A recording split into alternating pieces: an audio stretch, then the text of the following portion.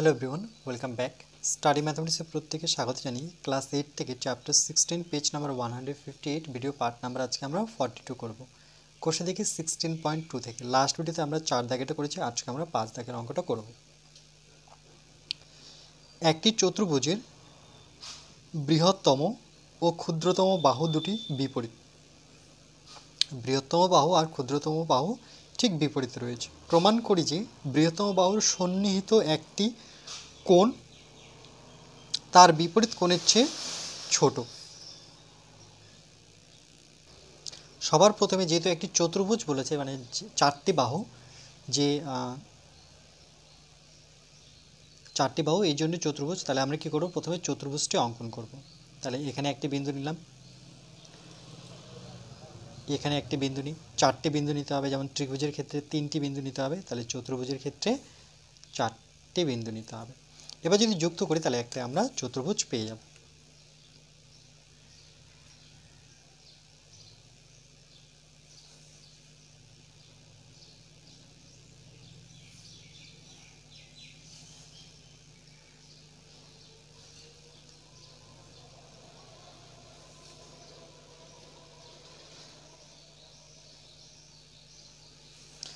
নাম দিয়ে দেব এ,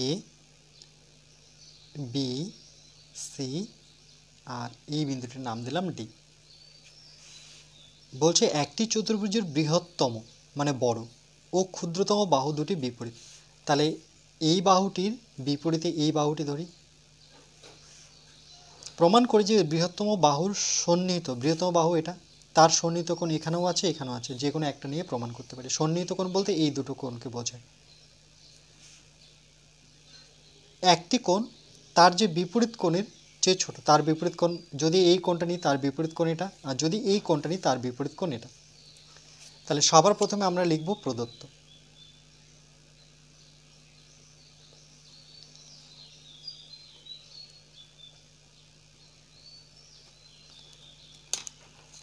তাহলে লিখব যে মনে করি, যেহেতু নামগুলো দেওয়া নেই তাহলে এখানে লিখতে হবে মনে করি ABCD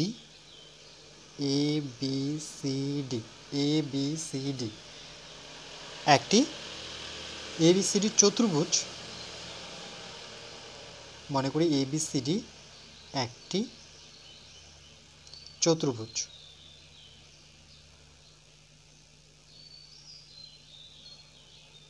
চতুর্ভুজের করে দিই।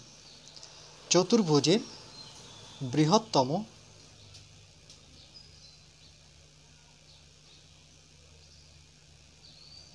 বাহু, তাহলে আমি বৃহত্তম বাহু নিচেরটাকে ধরলাম BC, তার জন্য উল্লেখ করে দিচ্ছি, এবং ক্ষুদ্রতম বাহু ঠিক সামনেরটা হবে। কেন কি বলেছে বৃহত্তম আর ক্ষুদ্রতম তার বিপরীত। যদি এটা বৃহত্তম হয় তাহলে ক্ষুদ্রতম এটা হবে, যদি আমি এটা নিয়েছি তাহলে এটা হবে তার ক্ষুদ্রতম, মানে বিপরীতে হবে। এবং ক্ষুদ্রতম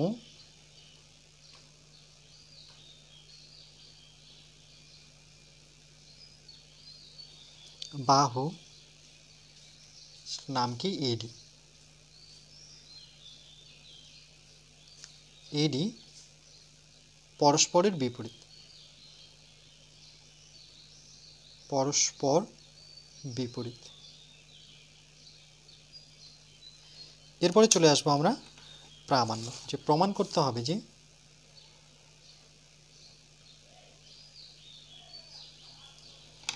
কি প্রমাণ করতে হবে। বলছে বৃহত্তম বাহুর সন্নিহিত কোণ। তাহলে বৃহত্তম বাহু কোনটা, এখানে উল্লেখ করে দিয়েছে BC, অর্থাৎ এই বাহুটি, আমি এই কোণটা নিচ্ছি। তাহলে সেই কোণটির নাম কি BCD। তাহলে কোণ BCD বৃহত্তম বাহুর সন্নিহিত কোণ একটি কোণ তার বিপরীত কোণের চেয়ে ছোট। বৃহত্তম বাহুর সন্নিহিত একটি কোণ, বৃহত্তম বাহুর সন্নিহিত একটি কোণ, যেহেতু দুটি কোণ হয় তাহলে একটি কোণের কথা বলেছে, তার বিপরীত কোণের চেয়ে ছোট, তার বিপরীত কোণের চেয়ে এটা ছোট হবে। তাহলে এই ক্ষেত্রে আমরা দেখছি যে BCD কোণটি ছোট হবে, এটা লেস দেন কোণ BCD এ ডি থেকে, এই কোণটি থেকে, কোণ বি এ ডি থেকে ছোট। তার মানে বড় কি? বড় হচ্ছে এই কোণটা, বিএডি কোণটি বড়।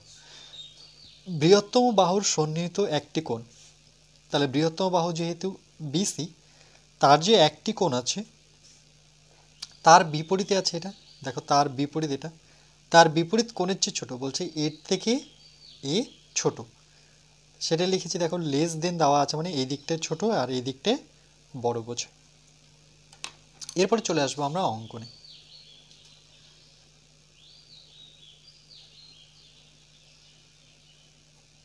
অঙ্কনে আমরা কি করব, এই এসি কে আমরা যুক্ত করে নেব। এসি একটি কর্ণ চতুর্ভুজে, তাহলে আমরা লিখব যে এসি কর্ণ যোগ করা হলো, এ কমা সি যোগ করা হলো, যোগ করা হলো। এবার চলে আসবো আমরা প্রমাণে, বা এখানে লিখতে পারতাম এসি কর্ণ যোগ করা হলো বা এসি যোগ করা হলো।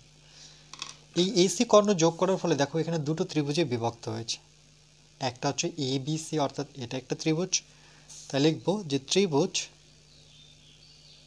এ বি সি, যখন উচ্চারণ করবো তখন ত্রিভুজ বলবো, ত্রিভুজ এ বি সি তে এই যে ত্রিভুজটা দেখতে পাচ্ছি, এই ত্রিভুজে এ বি বাহুটি কি বাহু ছিল, দেখো বিসি বাহুটা হচ্ছে আমাদের বড় বাহু, তাহলে এই ত্রিভুজের বিসি বাহুটি বড়, তাহলে কার থেকে বড়, এই বাহুটা থেকে। কেন?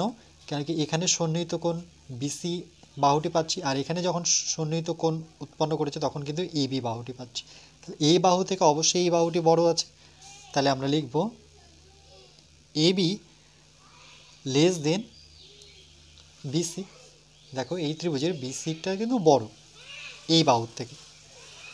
যদি বাহু বড় হয় তাহলে আমরা সুতরাং দিয়ে দেখো এ বি বাহুর বিপরীত কোণ, দেখো এ বি বাহুটির বিপরীত কোণ কোনটা, এটা, তাহলে সেক্ষেত্রে কি লিখব, এ সিবি, তাহলে কোণ এ সিবি লেস দেন কোণ বিসি বাহুর বিপরীত কোণ খুঁজি, এই যে বিসি বাহুটি আছে তার বিপরীত কোণ খুঁজবো এখানে, কেন কি ত্রিভুজটা কিন্তু লক্ষ্য করতে হবে এ বিসির মধ্যেই আছে, অর্থাৎ এই ত্রিভুজটার মধ্যে, তাহলে এই ত্রিভুজটার মধ্যে বিসি বাহুর বিপরীত কোণ এ, তাহলে এটাই কি করে লিখবো, B A C, B A C, এটাকে 1 নাম্বার। আবার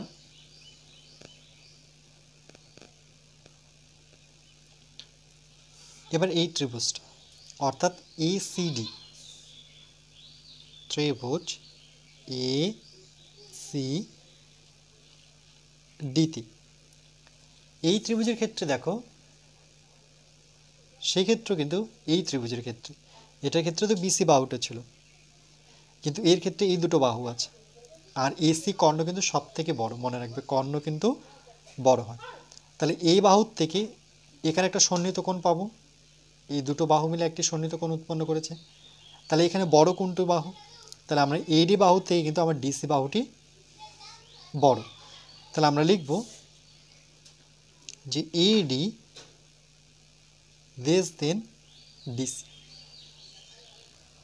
এখান থেকে আমরা একটু আইডিয়া নিতে পারি, যেহেতু এডি কি বাহু ছিল, ক্ষুদ্রতম বাহু, তাহলে দেখো এডিটা লিখেই দেওয়া আছে, এটা ক্ষুদ্রতম মানে ছোট, আর এসি কর্ণ এটা নিচ্ছে না, তাহলে বড় কোনটা হবে, এটা বোঝাই যাচ্ছে যে এডি হচ্ছে ক্ষুদ্রতম বাহু, তাহলে বৃহত্তম বাহু হচ্ছে আমার ডিসি, এই জন্যই আমরা লিখলাম যে এডিটা হচ্ছে ছোট কার থেকে, ডিসির থেকে। এবার এডির বিপরীত আমরা কোণ খুঁজব, এডির বিপরীত কোণ কি দেখতে পাচ্ছি, সি, তাহলে আমরা লিখব ডি সি এ, কোণ ডি সি এ লেস দেন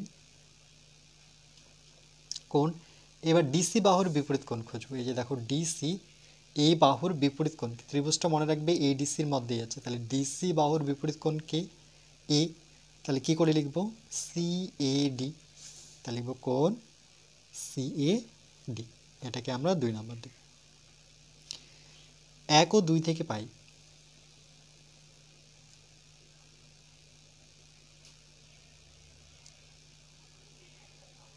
এক ও 2 থেকে কি পাই, বা 1 ও 2 যোগ করে পাই, এইভাবে লিখতে পারি 1 ও 2, তাহলে 1 + 2 করে পাই। ওকে, যেহেতু কথাটা লিখে নিই তাহলে এটাকে প্লাস করে, তাহলে 1 + 2 থেকে পাই বা করে পাই।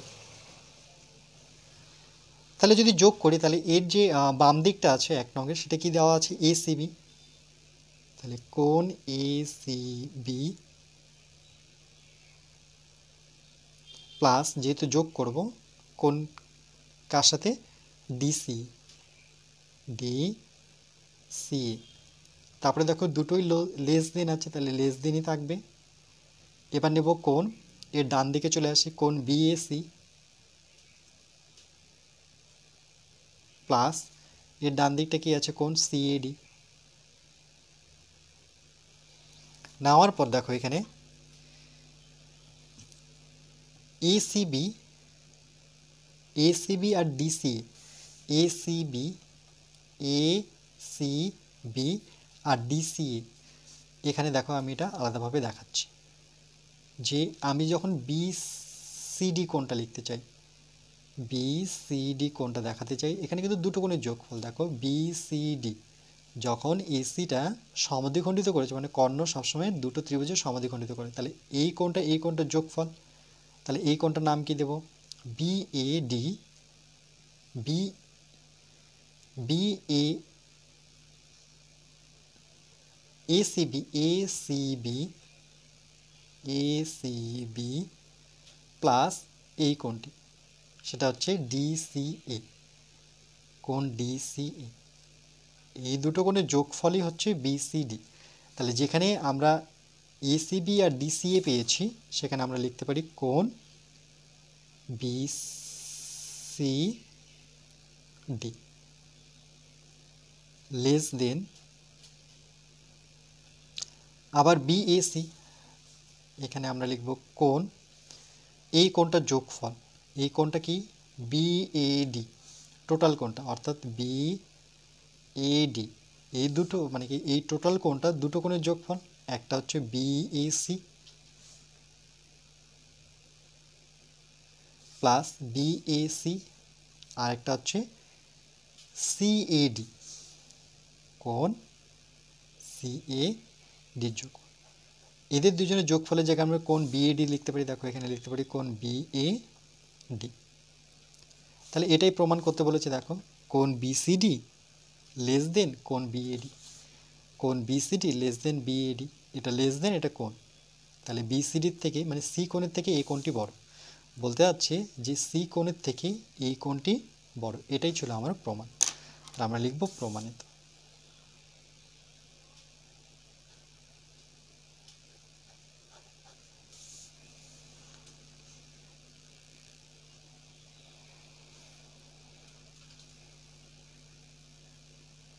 এখানে যে জানতে হবে যে একটি চতুর্ভুজের 4টি বাহু থাকে, আর চতুর্ভুজের এসিটা হচ্ছে আমার কর্ণ, কর্ণ দুটো ত্রিভুজে বিভক্ত করে, আর যখন বিভক্ত করবে তখন টোটাল কোণটা এই দুটো কোণের যোগফল, এই টোটাল কোণটা এই দুটো কোণের যোগফল।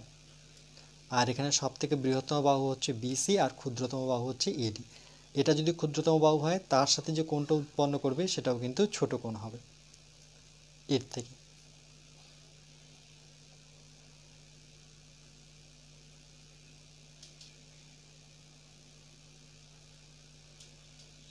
এই জন্যই আমরা লিখেছিলাম যে এডি বাহুর থেকে ডিসি বাহুটি বড়।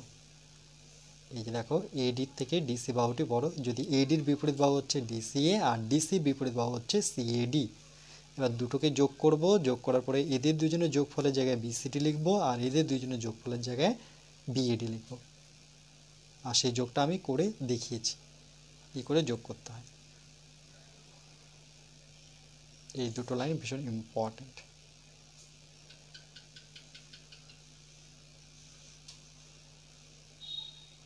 এরপরে নেক্সট পার্ট নাম্বার 43-তে আমরা ম্যাথ নং 6 করব।